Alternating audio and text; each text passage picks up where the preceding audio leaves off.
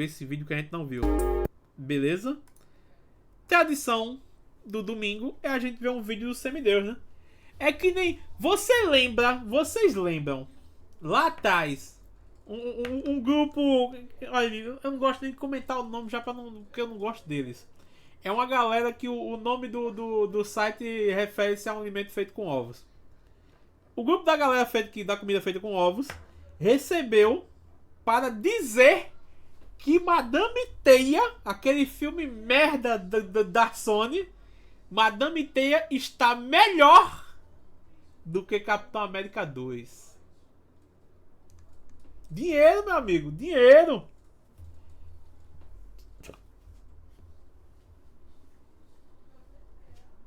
É só o que eu tenho a dizer.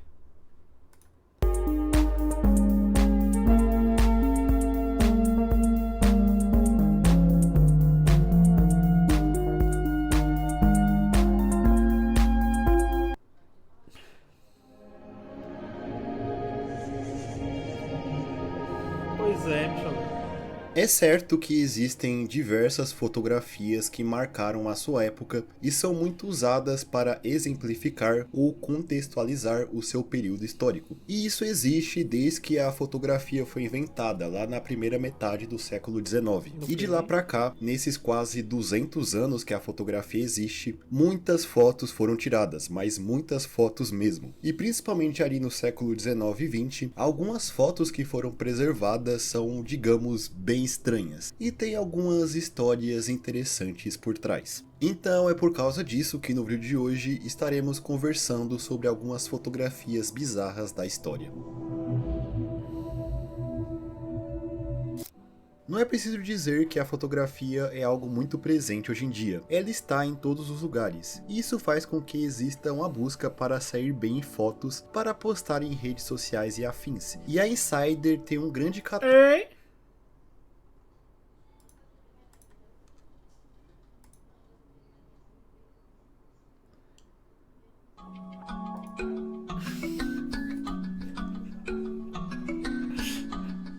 Um dos artistas mais inventivos da modernidade, com certeza, foi o Salvador Dalí, um dos grandes expoentes do movimento surrealista na arte. Ou, pra quem não sabe, ele é o rapaz das máscaras da Casa de Papel.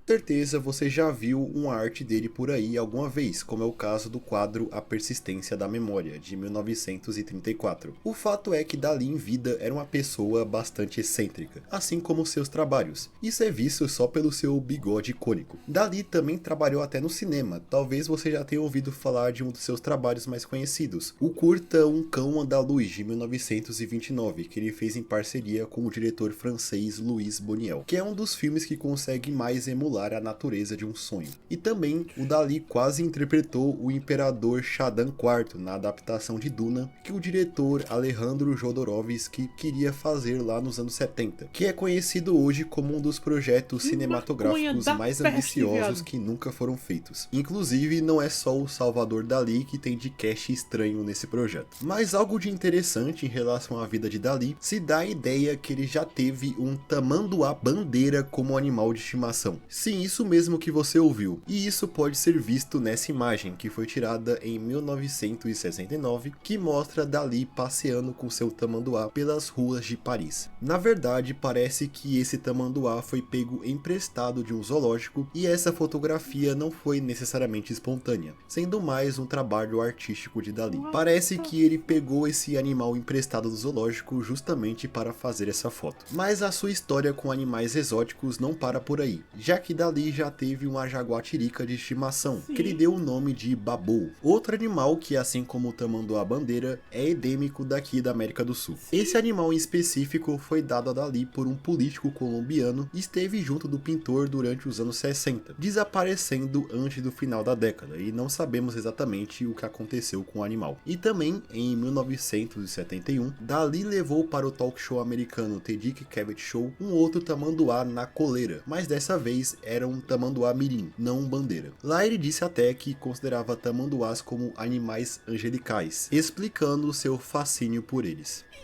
Bicho, ele pegou e sacudiu no colo da mulher. Toma! Tá ligado? A mulher ali na dela. Oh, você então tem um tamanduá bandeira, senhor Dali. Segura! É da família. Shhh, tu é doido, meu irmão? Como é o tamanduá da mulher, viado?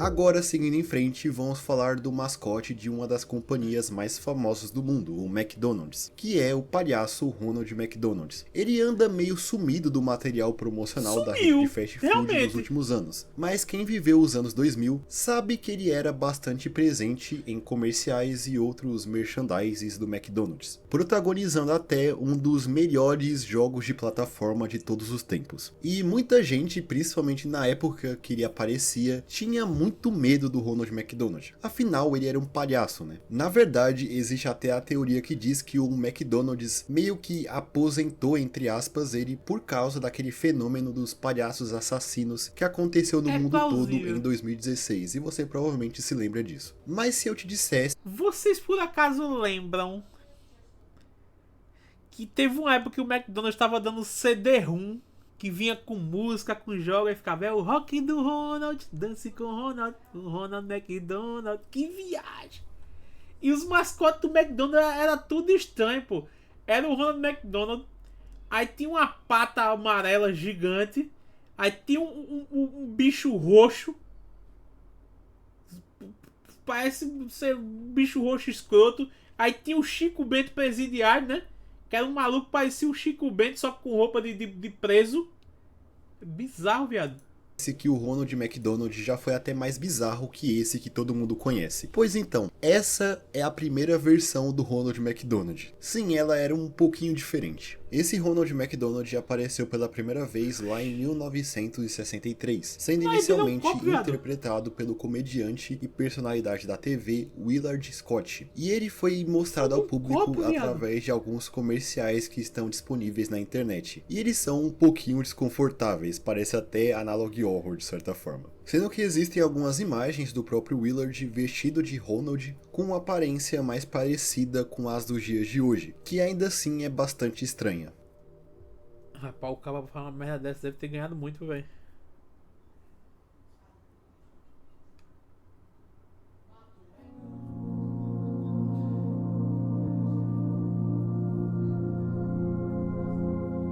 Na Inglaterra, em 1917, duas primas chamadas Elsie Wright e Frances Griffiths começaram a afirmar terem tirado uma série de fotografias de fadas que rondavam pelo quintal delas. Sim, isso mesmo, fadas. Na época, as duas tinham 16 e 9 anos de idade, respectivamente. Essas fotografias que elas tiraram mostravam figuras semelhantes a fadas interagindo com as meninas. Fadas essas que ficaram conhecidas como as fadas de Cottingley, sendo Cottingley a vila onde elas moravam. Em 1919, a mãe de Elsie, chamada Polly, pegou essas fotografias tiradas pelas garotas e levou as imagens que mostravam as fadas para uma sociedade teosófica, onde alguns dos membros ficaram fascinados por elas, realmente acreditando que aqueles eram registros de fadas reais, posteriormente divulgando publicamente as... Vamos ter que usar do olhar cético também, né, gente?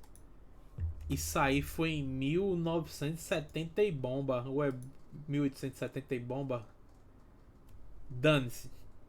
Isso aí nada mais é que, velho, e naquela época era muito mais fácil de você cair numa dessa, né? Porque o que é que tu tinha pra contradizer? Não tinha internet, tá ligado? Não tinha, sei lá, Photoshop, montagem, essas coisas. Pô, velho, essa época do período vitoriano, a turma tirava foto com cadáver, viado, vestido. Imagens por toda a Inglaterra. A história sempre foi levada com criticismo, principalmente pela mídia local, mas ainda na época, temas voltados ao misticismo e à espiritualidade estavam em alta na Inglaterra. Então muitas pessoas compraram que aquelas eram realmente fotos legítimas. E uma dessas pessoas era ninguém mais, ninguém menos... Era aqueles telefone pica-pau, tá ligado? Que você pegava aqui o bagulho de escutar, aí botava aqui no ouvido e... Telefonista, me ligue com a polícia, por favor. Sim, minha casa está pegando fogo. Não, claro, espero sim. Pô, pelo amor de Deus, pô. O telefone você botava um bagulho no ouvido, segurava um pra falar e ainda tinha que dar. Me poupe. Que Sir Arthur Conan Doyle, mais conhecido por ser o criador de Sherlock Holmes. Ele estava convencido que aquelas eram realmente fadas presentes nessas fotos, fazendo com que até em um certo momento ele visitasse as garotas, que continuaram afirmando que aquelas eram fadas reais. As garotas sustentaram essa história por vários anos, mesmo após a história cair em popularidade já em 1920. Só foi durante a década de 1980 que as duas garotas, já com uma idade bem avançada, admitiram a farsa para uma revista local, dizendo que as fadas vistas nas fotografias eram na verdade recortes de figuras presentes em livros ilustrados. As minas esperaram, bicho! 1917, ok. Mas esperou chegar em 60 pra dizer: ei, gente, era zoeirinha. Me poupe, né? Por favor. Fica bem evidente que esse é realmente o caso. Hoje em dia, as fadas de Cottingley são consideradas uma das maiores farsas da história da Inglaterra. Gente, eu jogo um joguinho de cartas que chama Cartas do Universo Tudo. E tem um álbum que é de Mundo Estranho, tá ligado? E tem outro que é Mundo Estranho, mas Mundo Estranho são coisas reais. E tem o tipo fraudes e de zoeira, tá ligado? E tem essa carta das fadas. E tem outro que é essa aqui, ó. Árvore de macarrão. Cadê?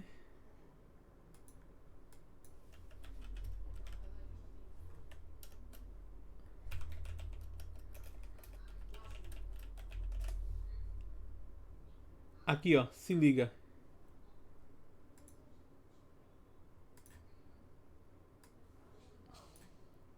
Era uma galera que fez essa resenha aqui, ó. E botou como foto preto e branco, ó, 1957. A turma fingia que tinha árvore de espaguete.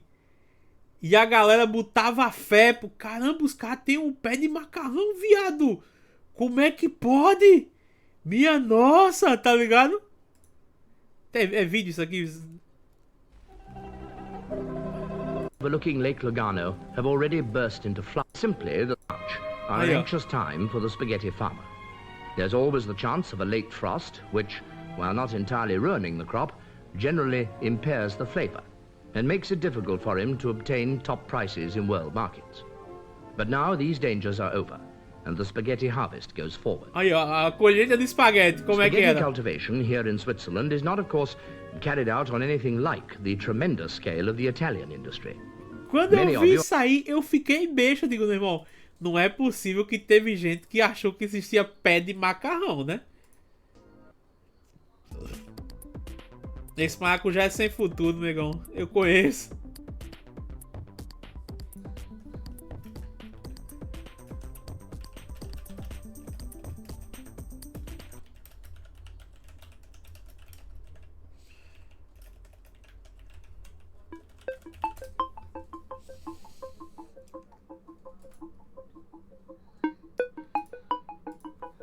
Agora preste atenção nessa fotografia. Ela mostra um homem meio que pulando no meio de uma plateia ou algo do tipo, criando uma composição não muito usual, principalmente para a época em que ela foi tirada. Esse homem na foto é o médium espiritualista galês Colin Evans. Colin Evans era ativo durante o início do século XX e ele dizia ter a capacidade de levitar no ar. E isso, segundo ele, era possível através da sua conexão com espíritos. Logo, ele organizava sessões espíritas e cobrava a entrada para essas sessões, que mostraria ao público as suas habilidades de levitação. As salas onde essas sessões eram feitas eram sempre bem escuras. Assim, durante uma tentativa de se comunicar com espíritos, um flash de uma câmera fotográfica era jogada contra Evans, demonstrando posteriormente em uma fotografia as suas habilidades sobrenaturais de levitação, como é o caso dessa foto, por exemplo. Quando o flash era jogado, Evans já estava no ar, dando a impressão que ele flutuava, mas analisando as fotos, é possível perceber que os seus pés estão sempre borrados, demonstrando que ele provavelmente estava pulando algum tempo antes do flash surgir.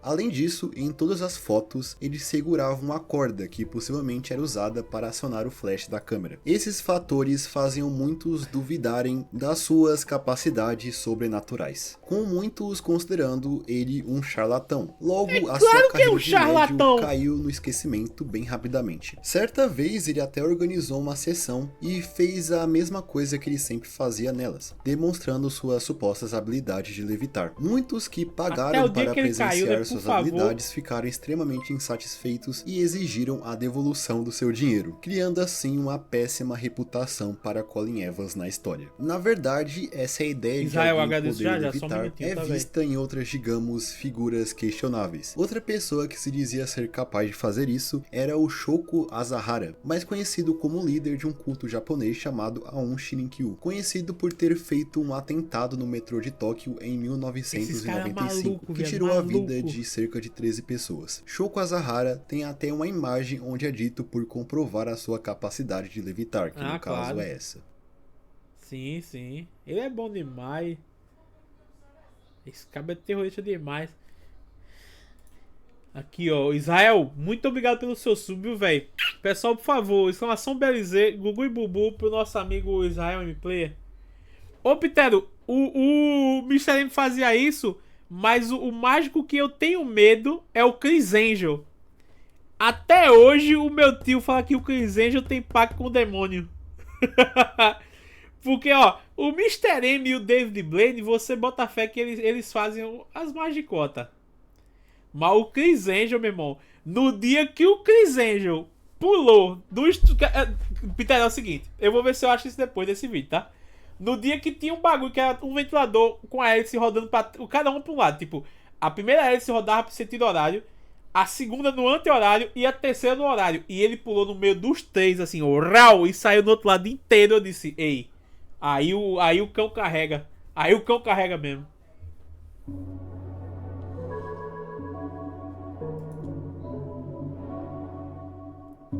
Agora, uma coisa que também é bastante interessante de se comentar e até se conecta com o tópico anterior, são fotos que é dito por terem capturado fantasmas. Uma delas se trata dessa fotografia que vocês estão vendo, que foi tirada por um fotógrafo. Eu me cago todinho com foto preto e branco, velho.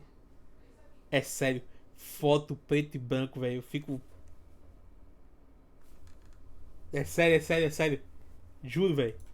Da revista Country Life, dentro da mansão Raynham Hall em Norfolk, na Inglaterra, que é dita por ser assombrada. Essa figura que aparece nessa imagem é dita por ser um fantasma e uma figura conhecida como a Dama de Marrom, ou fantasma de Dorothy Walpole. Dorothy Walpole era uma mulher inglesa, irmã do que é considerado o primeiro-ministro do Reino Unido, o Robert Walpole, e também esposa de um outro político britânico chamado Charles Townshend. Existe a história que diz que Dorothy foi presa em um quarto da mansão por seu marido por uma suspeita vindo dele de que ela teria cometido adultério. A mulher teria passado o resto dos seus dias trancada naquele quarto e morrido no ano de 1726. Porém, há controvérsias nessa história, já que dizem também que ela teria na verdade sido trancada nesse quarto por uma das amantes de Charles. Mas de qualquer forma, após a sua morte, surgiu a lenda que fala que o fantasma de Dorothy atualmente assombra a mansão de Raynham Hall, existindo muitos relatos de sua aparição na mansão. E essa fotografia, tirada mais de 200 anos depois da morte da mulher, seria a captura de seu fantasma. Ainda em 1936, a imagem foi publicada na revista Country Life, que também até teria contratado especialistas para analisá-la. E a conclusão deles é de que essa fotografia não sofreu nenhum tipo de alteração, apesar de que, obviamente, muitas pessoas são céticas em relação a essa foto e a sua legitimidade, levantando a possibilidade da foto ter sido gerada a partir de uma dupla exposição ou de alguma alteração na lente da câmera para que essa imagem translúcida aparecesse, mas não se sabe ao certo. Outra foto com uma suposta presença de um fantasma é datada do ano de 1919. Essa foto que vocês estão vendo se trata de membros da Força Aérea Real Britânica que lutaram na Primeira Guerra Mundial, e a foto foi tirada pelo comandante Sir Victor Godard. Até aí, nada demais. Porém, essa foto tem uma particularidade. Atrás da cabeça de um dos homens, existe um rosto de um outro indivíduo, parecendo tentar de alguma forma se infiltrar na... Parece um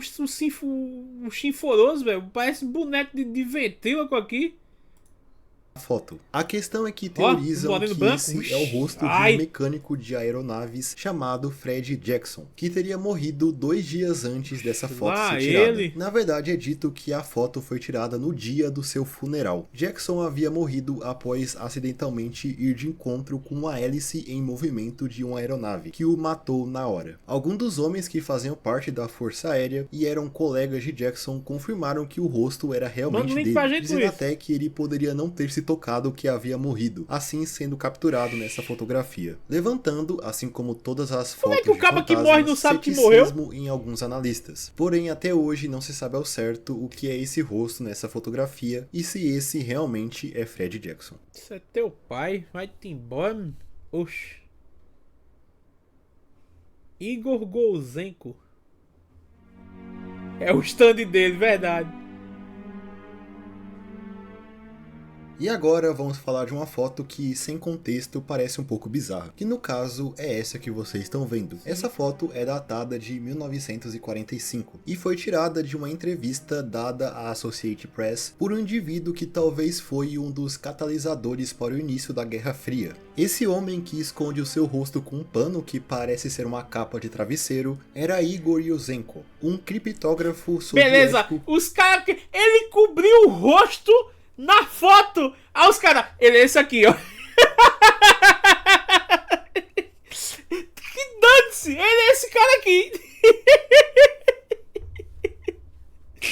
Acabou o anonimato do homem, velho.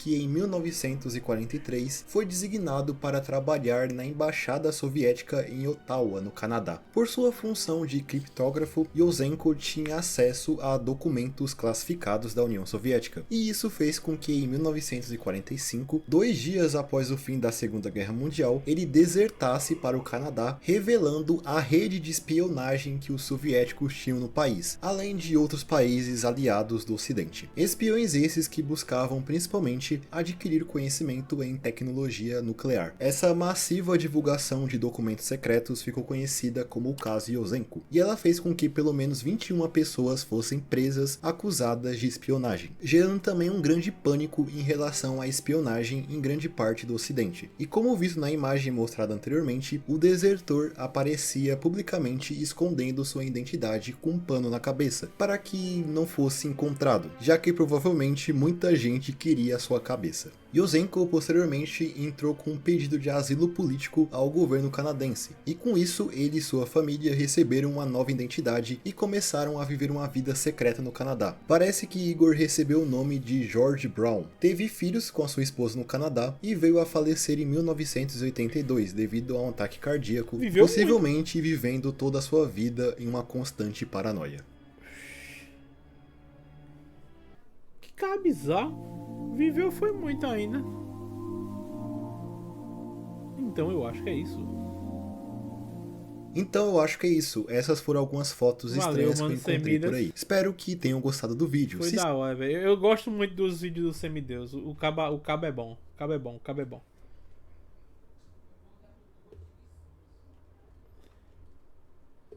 Pois é, Will. Pois é, velho. Meu irmão, é sério, o canal do Semideus só tem coisa massa, velho. Ele é um bom youtuber, velho. Ele é muito bom youtuber. Deixa eu dar uma olhadinha aqui nos vídeos que você mandar aqui pra mim.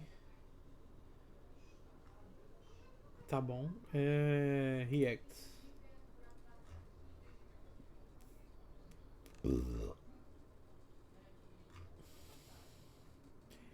O iceberg das seitas macabras. Eu vou deixar ele aqui no cantinho.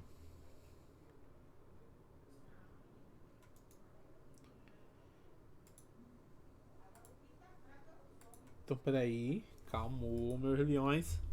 Meu irmão, isso aí, o maluco lá de. Ah, não. Que eu tenho. Bicho, se eu olhando daqui acho ruim, aí imagina esse cara aqui, ó. Esse cidadão. Deixa eu dar um F5 aqui. Calma aí, calma. Por que tu nunca apaga a luz do banheiro mesmo quando vai dormir? E tem medo de deixar ela apagada? É o seguinte, família, é porque minha casa é rodeada pelo cemitério. Gente, me diga aí, se vocês teriam coragem. Aí eu lhe digo,